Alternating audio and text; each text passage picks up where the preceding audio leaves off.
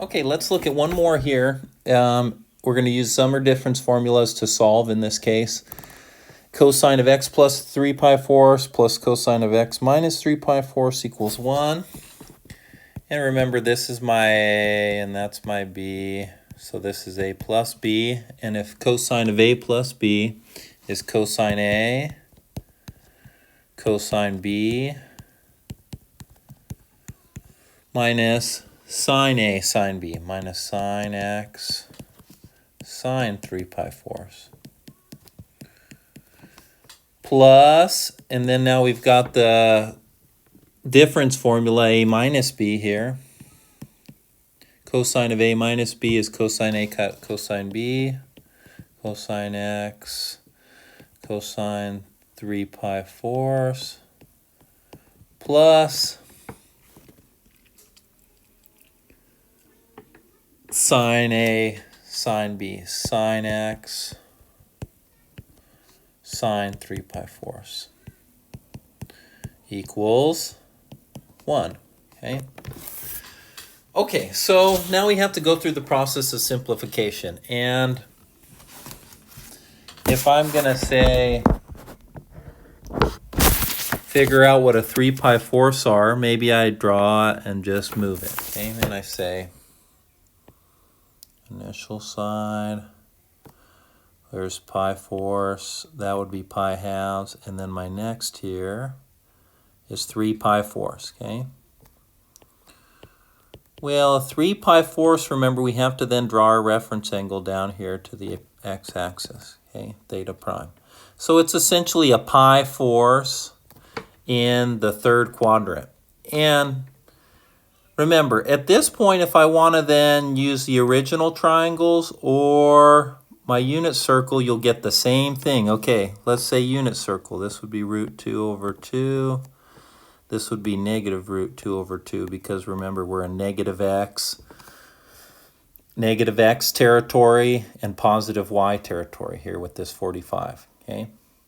And it's just a 45 in the second quadrant. And so that would be 1, negative 1 root 2. Well, sine of theta on this one would be opposite.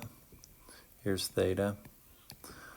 1 over root 2, so it'd be root 2 over 2, which corresponds to sine here, y, remember, on the unit circle, because that has a radius of 1, so it's whatever y is over 1. And if I did cosine of theta, that would be negative 1 over root 2, which would be, and then I rationalize, remember, negative root 2 over 2, which again corresponds to cosine here. So whether you're looking at the unit circle or you're looking at the original triangles, then your ratios come out to be the same, and you can construct them again either way. But make sure first we put it in that third quadrant so I know that this one here is negative, right? It's not just a 45, it's a 45 in the second quadrant.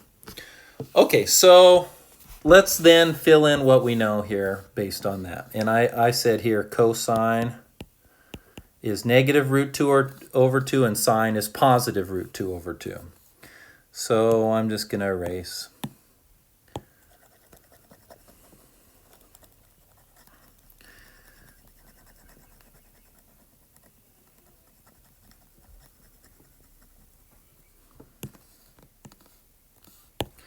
Okay, so that's let's start at the beginning here. Cosine of x, and then we said that's negative root 2 over 2, right, for cosine of a 3 pi fourths, minus sine x, which is again positive root 2 over 2 when I do sine of 3 fourths, plus cosine of x, and then cosine of negative 3 fourths is negative root 2 over 2,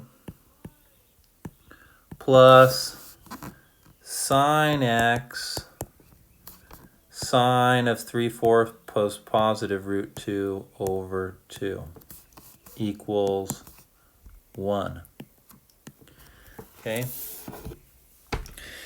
Okay, then I say, look, I've got negative sine x root 2 over 2 plus sine x root 2 over 2 plus.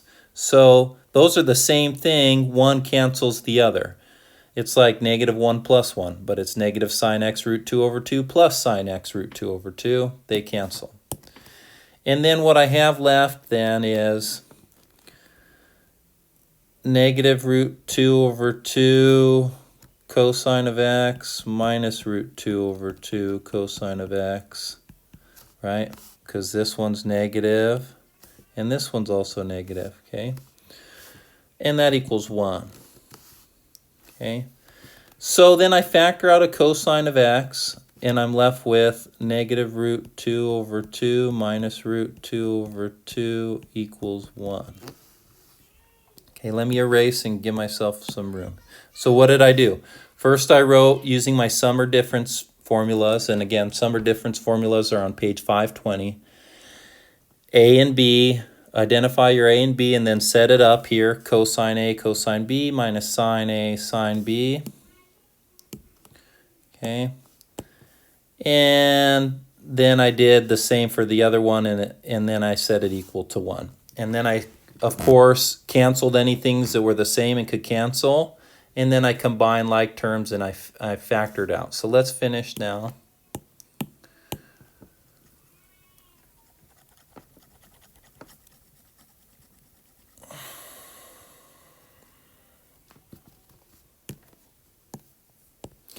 Okay, so negative 1 root 2 minus 1 root 2 is negative 2 root 2 over 2. And of course, I've got cosine of x multiplied by that equals 1. So I combine those. They have the same common denominator. So negative 1 root 2 minus 1 root 2 is negative 2 root 2. The 2's cancel, so that's negative root 2 cosine of x equals 1. Divide by negative root 2. And then I want to rationalize times root 2 over root 2. So that should come out to equal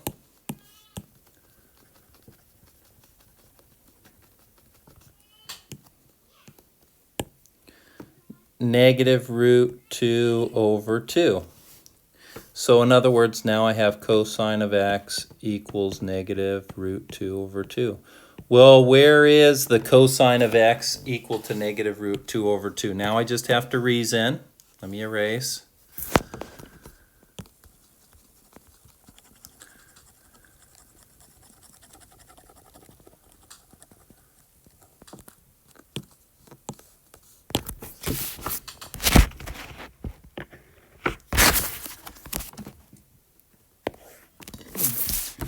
Well, cosine is negative over here, and that's a 45, I know. So I have a 45 here and a 45 there. Those are my two 45s, right? Because each of those x values is going to be negative root 2 over 2. And I'm just drawing an arrow to it, right? Negative root 2 over 2. Okay? And cosine, remember, corresponds to x. So where is it negative? In the second and the third quadrants. So what are those 45s? Well, we've already identified one here. We know this one here was 3 pi fourths. Well, plus another pi fourths is pi, and then we get up to this one, that's 5 pi fourths. So when x equals 3 pi fourths, or when x equals 5 pi fourths, and I, of course, would plug those in there, and that would make that a true statement, right? So those are my answers, okay? X equal to 3 pi fourths and x equal to 5 pi fourths, okay? A 45 in the second quadrant and a 45 in the third quadrant, okay? And remember, I knew that because negative root 2 over 2 corresponds to a 45. And then negative, if it's cosine, it's x values here.